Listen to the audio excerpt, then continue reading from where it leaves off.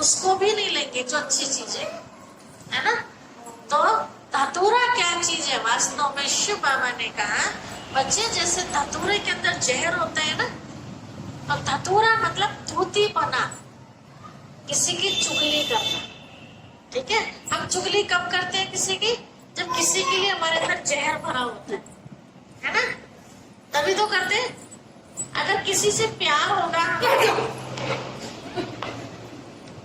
तो किसी की चुगली करेंगे हम? नहीं कर सकते। उसकी गलती होगी तो भी छिपा लेंगे, और जिसके अंदर जहर भरा होगा जिसके लिए, तो उसकी जो बात नहीं होगी वो भी बना चढ़ा के फैलाएंगे, है ना।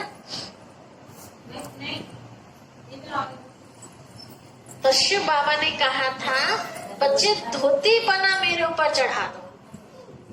तो धोती पना तो दिया नहीं हमने, क्या कर दिया जाके? तो ऐसे नहीं बोलते।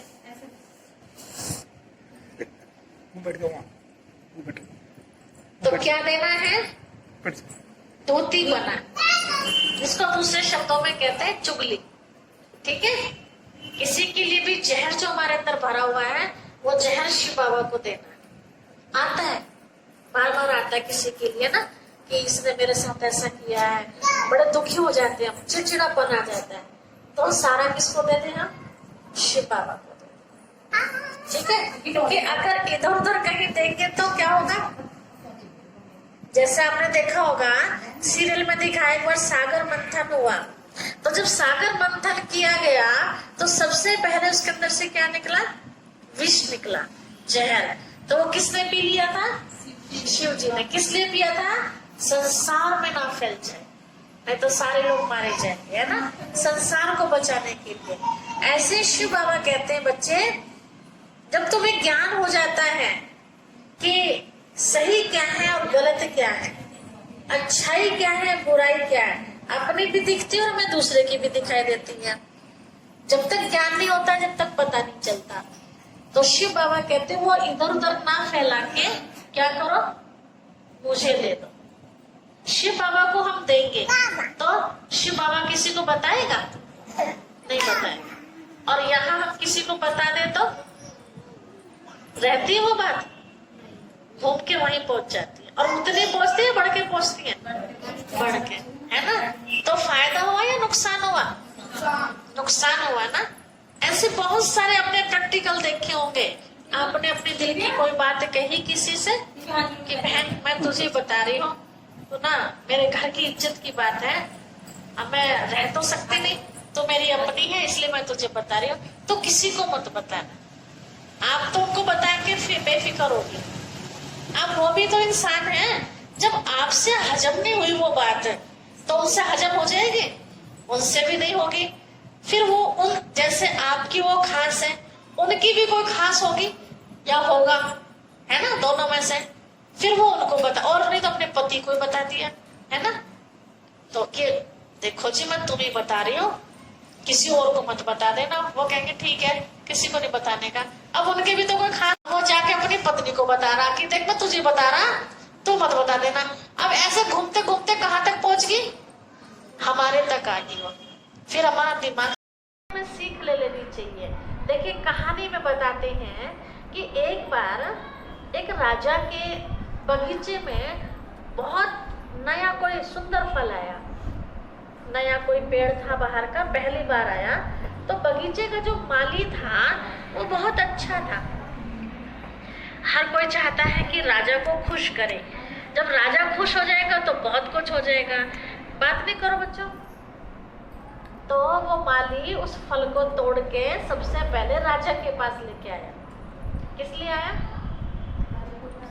राजा को खुश करने के लिए। राजा को बताया कि महाराज जी आपके बगीचे में पहला फल है और ये बहुत टेस्टी और बहुत फायदे वाला है, इसीलिए पहली सौगात आपके लिए है। राजा ने बड़े प्यार से उसको ले लिया, रख लिया। देखिए जिससे प्यार होता है ना वो चीज अपने आप नहीं खाई जाती। कभी भी देख लेना तो किसकी याद आती है? जिससे प्यार होता है ना। तो वो फल उसने रख लिया तो राजा को जिसके साथ प्यार था उसकी याद आई कि मैं क्या करूँगा, मैं तो बहुत कुछ खाता हूँ महल के अंदर, तो ये मैं उसको दे दूंगा, वो है तो मेरा जीवन है, मेरा मन। तो किससे सब प्यार था? राजा को, जो नाचने वाली थी राजमहल के अंदर, राजा को उसके साथ प्यार था। तो राजा ने उसको बुलाया और वो फल उसको दे दिया। उसने पूछा, महाराज मुझे क्यों दे रहे आप ये फल? कहा, अरे तुम हो, मेरा मनोरंजन करती हो, तुम हो तो मैं हूँ, और जब तुम ही नहीं रहोगी तो मेरा जीवन बेकार है। तो वो उसने उसको दे दिया।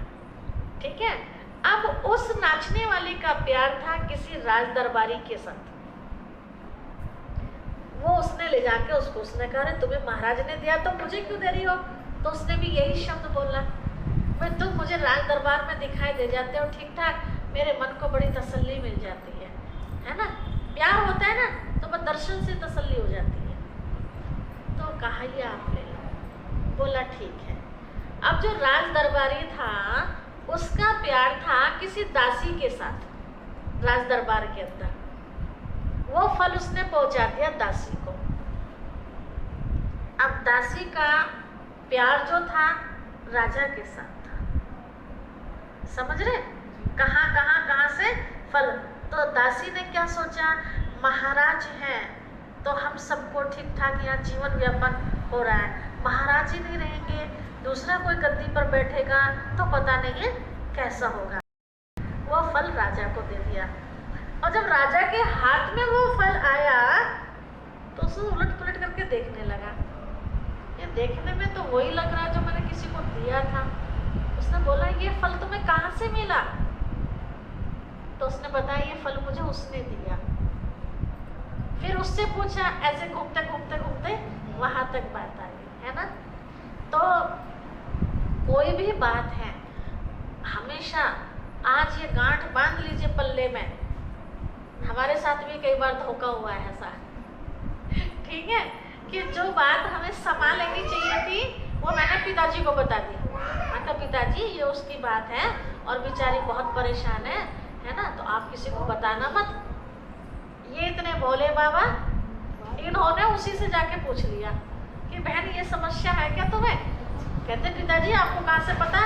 वो नहीं, सरोज बता रही थी। अब वो मेरे को पकड़ती, दीदी आपने पिताजी को बता दी ये बात, अगर मेरे पति को पता चल गई तो? मैंने कहा, नहीं, पति तक नहीं पहुँचेगी। ठीक है। तो कई बार ऐसा होता है कि हम, भाव हमारा कुछ और होता है बताने का, लेकिन उसका रिजल्ट बड़ा खराब निकल जाता है ना? तो इसीलिए जो मैंने सीखा जिंदगी में वो मैं आपको बता रही हूँ। भूल होती है, उसका पछताना भी बहुत ज्यादा हो जाता है, तो पछताना ना पड़े। कुछ बातें ऐसी होती हैं जो आप किसी भी मनुष्य के साथ शेयर मत करो, भूल के भी मत करो। ध्यान रखना इस चीज का, चाहे कितना भी नजदीक का क्यों ना हो। अगर आपने वो सारी बातें शेयर की जो नहीं करनी चाहिए थी, प्यार प्यार में सब कुछ बता देते हैं ना हम, लेकिन एक टाइम ऐसा आता है कभी, वो जो प्यारा है ना हमारा बहुत ज्यादा है, वो इतना दुश्मन हो जाता है कि कोर्ट कचहरी तक बात पहुंच जाती है। और फिर जब वो दुश्मन बन जाता है तो क्या करता है वो हमारे साथ?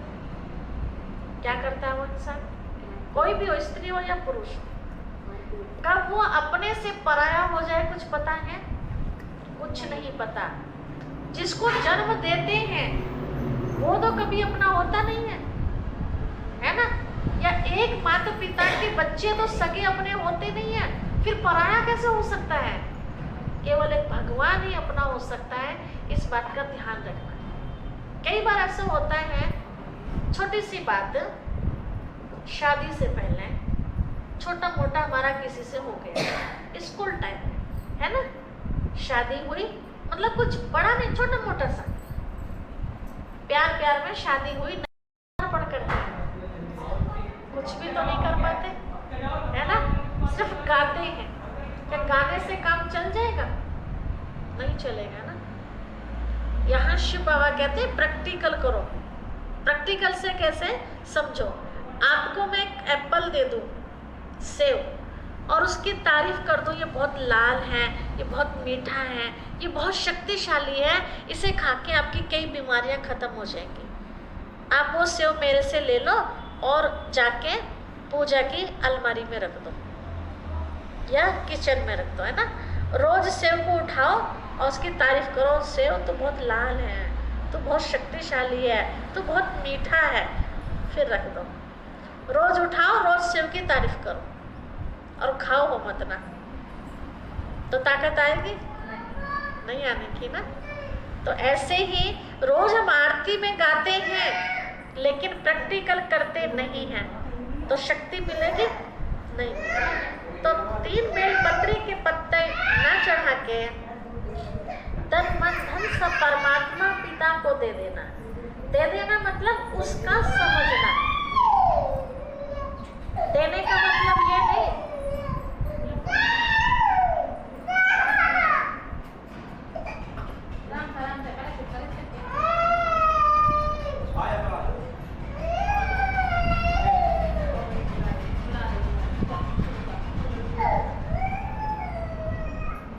देने का मतलब क्या है, समझना उनका। हम अपने मकान को अगर परमात्मा पिता का मकान समझे तो क्या परम धाम में ले जाएंगे शिव बाबा हमारे मकान को उठा के, या किसी और को दे देंगे? नहीं।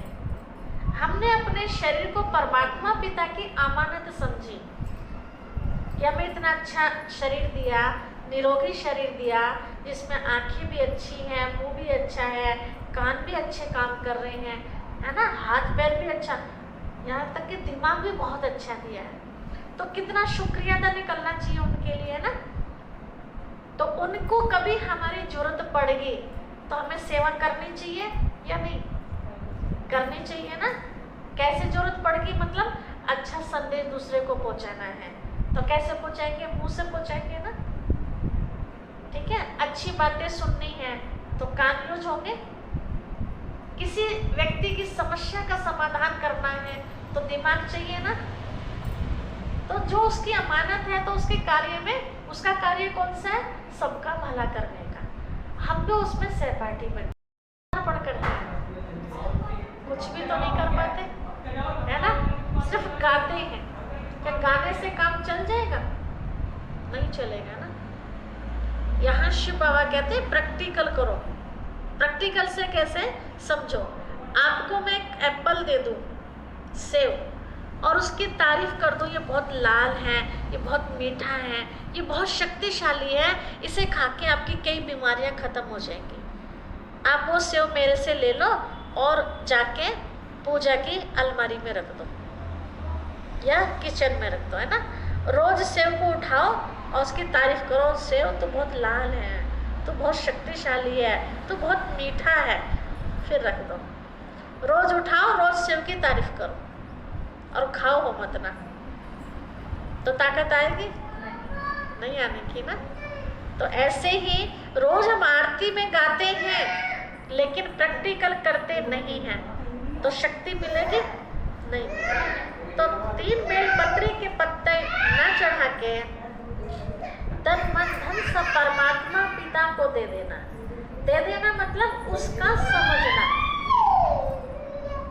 देने का मतलब ये नहीं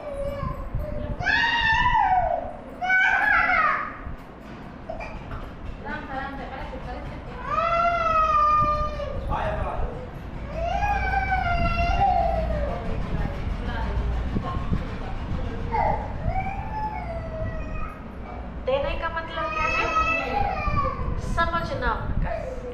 हम अपने मकान को अगर परमात्मा पिता का मकान समझे तो क्या परम धाम में ले जाएंगे शिव बाबा हमारे मकान को उठा के, या किसी और को दे देंगे? नहीं। हमने अपने शरीर को परमात्मा पिता की अमानत समझी कि हमें इतना अच्छा शरीर दिया, निरोगी शरीर दिया, जिसमें आंखें भी अच्छी हैं, मुंह भी अच्छा है, कान भी अच्छे काम कर रहे हैं, है ना, हाथ पैर भी अच्छा, यहाँ तक कि दिमाग भी बहुत अच्छा दिया है। तो कितना शुक्रिया अदा निकलना चाहिए उनके लिए ना। तो उनको कभी हमारी जरूरत पड़ेगी तो हमें सेवा करनी चाहिए या नहीं करनी चाहिए ना। कैसे जरूरत पड़ेगी मतलब अच्छा संदेश दूसरे को पहुंचाना है, तो कैसे पहुंचाएंगे? मुंह से पहुंचाएंगे ना, ठीक है। अच्छी बातें सुननी है तो कान यूज होंगे। किसी व्यक्ति की समस्या का समाधान करना है तो दिमाग चाहिए ना। तो जो उसकी अमानत है तो उसके कार्य में, उसका कार्य कौन सा है? सबका भला करने का। हम भी उसमें सहपाठी बने। वहाँ उस गांव में हमारे मुस्लिम भाई के साथ ऐसा हो गया, जगह जगह से वो मस्जिद में बोल देते हैं और जगह जगह से दान इकट्ठा होकर उसको भी अपने जैसा बना देते हैं, उसको बेकार नहीं रहने देते। मतलब रोटी के लायक ना रहे, महलमाड़ी की जिम्मेवारी नहीं रहते, लेकिन भूखा नहीं रहेगा वो। तो अगर ये भावना सबके अंदर आ जाए तो कभी कोई कर्जबंद हो सकता है? जो है उसका भी ले ले, अपने पास रख ले सभी। तो इसीलिए खास करके हिंदू धर्म में गिरावटी आती जा रही, बाकी धर्मों में सब उभर रहे हैं। किसी को भी देख लो आप,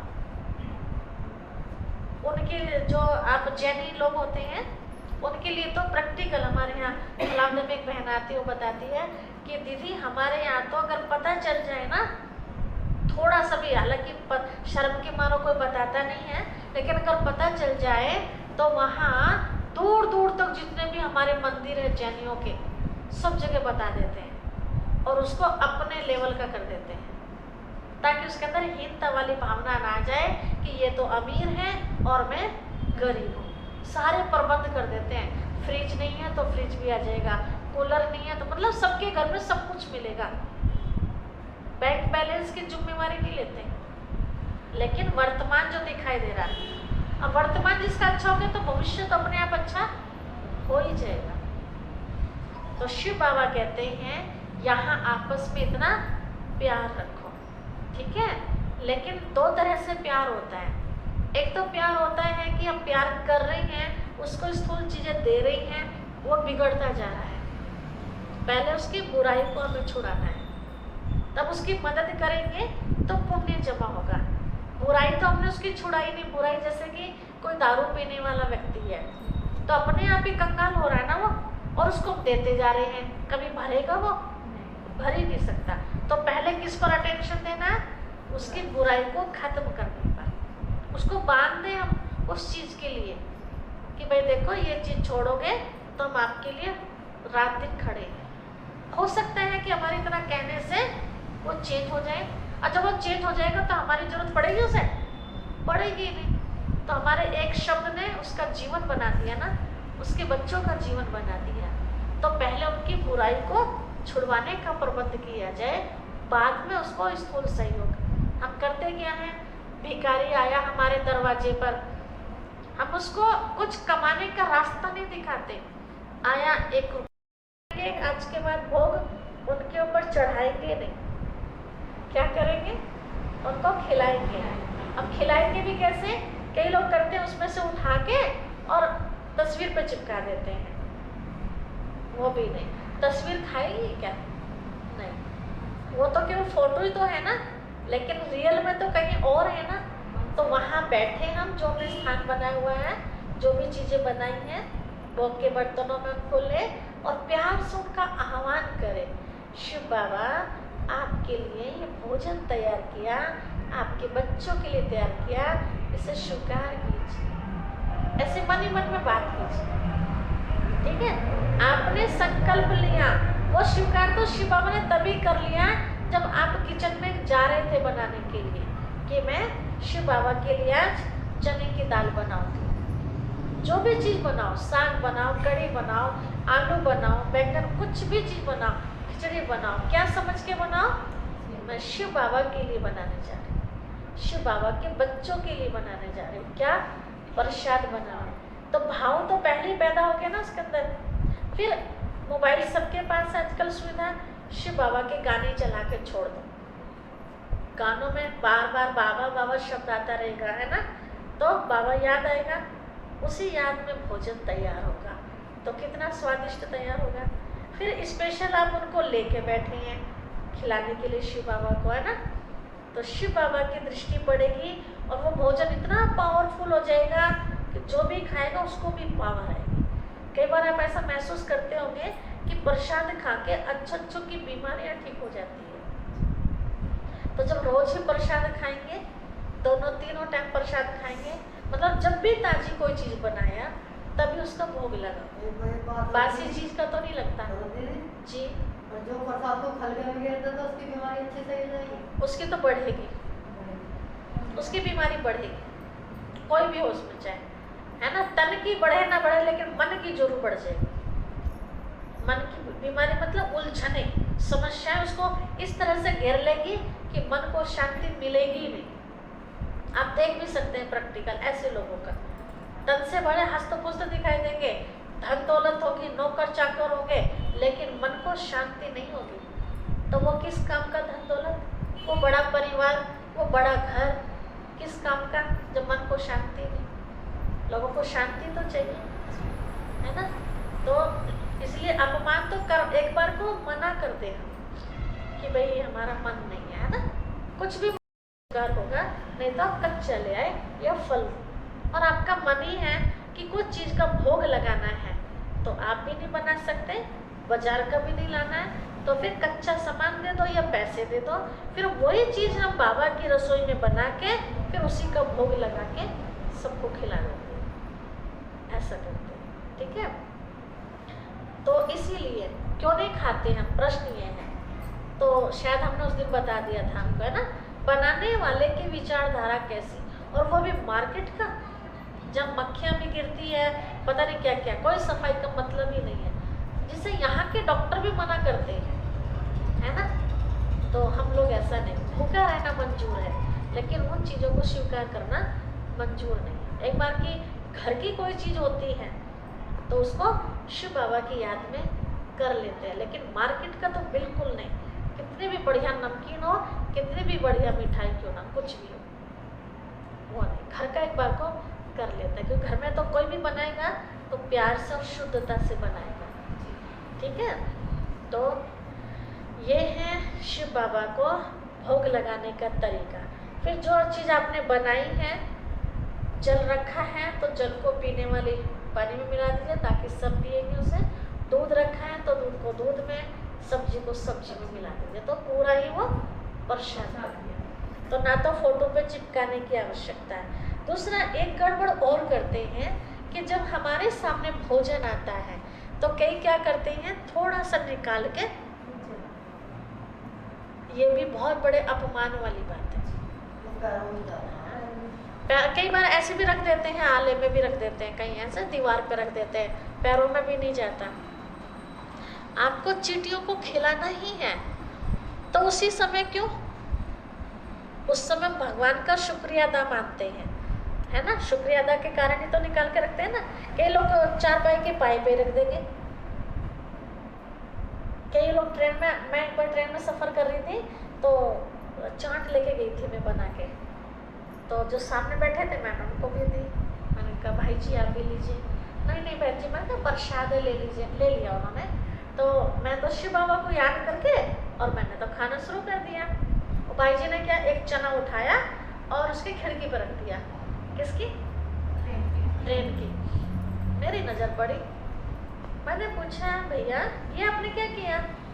बोला बहन जी भगवान जी के नाम का निकाला, भगवान जी को भी तो खिलाना चाहिए ना जब हम खा रहे हैं। मैंने कहा आप खा रहे इतनी अच्छी प्लेट में और बाबा सबको दे दो, तो शिव बाबा ऐसे उठाते हैं और ऐसे डाल देते हैं सबको, और सबकी नज़र ऊपर ऐसे देखते हैं, सब ऊपर देख रहे हैं कि कब हमारे लिए भगवान जी भेजेगा कुछ, सबको वो चीज़ मिल जाती है। फिर मुझे ऐसा महसूस होता है, अभी शाम को मैं भोग लगा रही थी 7:30 बजे यहाँ आने से पहले, तो ऊपर से मैंने तोरी की सब्जी बनाई थी और रोटी में बाबा को भोग लगाने गई। ध्यान में जाते हैं ना, सूक्ष्म में, शरीर तो यही है, बुद्धि से तो जाएंगे ना। तो मैं बाबा के पास गई, मैंने कहा बाबा तोरी की सब्जी बनाई है, रोटी आप भी खाइए और पूरे विश्व की आत्माओं को खिलाइए, जो हॉस्पिटल में है, इधर उधर है, सबको खिलाइए। तो मैंने वही सीन नीचे का देखा, फिर सब इतने बेचारे आश लिए हैं कि भगवान हमारा पेट में कुछ डालते, है ना। तो उन सबको मिल गया और नीचे से फिर बुलबुले से जा रहे हैं ऊपर को। अब ये ध्यान था क्या था मुझे नहीं पता, नीचे से जैसे बुलबुले नहीं उठते किसी चीज में, ऐसे वो गुब्बारे से उड़ के ऊपर जा रहे हैं और वो मेरी थाली के अंदर जो भोजन उसके अंदर मिक्स हो रहे हैं। अब वो क्या था बताइए? मेरे बाद में चिंतन चला कि ये क्या था। क्या था बताइए, मुझे तो पता चल गया क्या था। क्या था वो? आत्मा नहीं, उन लोगों से निकल के, आत्मा तो वही थी दुनिया में, उन लोगों से निकल के जा रहा था।